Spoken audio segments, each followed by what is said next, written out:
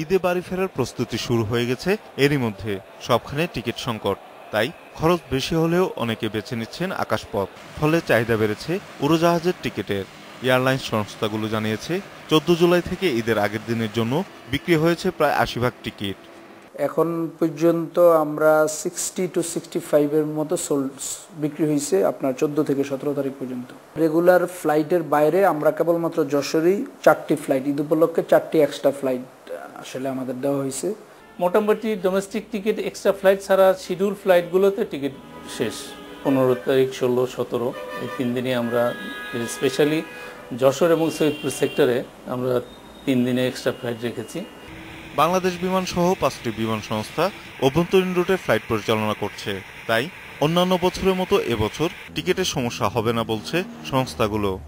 এবছর তো অন্যান্য বছরের তুলনায় আকাশপথে সিট নাম্বার বেড়ে গেছে দ্বিগুণেরও বেশি, যার জন্যে যে হারে ডিমান্ড থাকে অন্যান্য বারে এবছর সেই ডিমান্ড নাও থাকতে পারে। আগের বারের থেকে এইবার একটু প্রেশারটা কম, যেহেতু এখানে অনেক ক্যারিয়ার আসছে এবং বিমানও দুটা নতুন এয়ারক্রাফট এনেছে।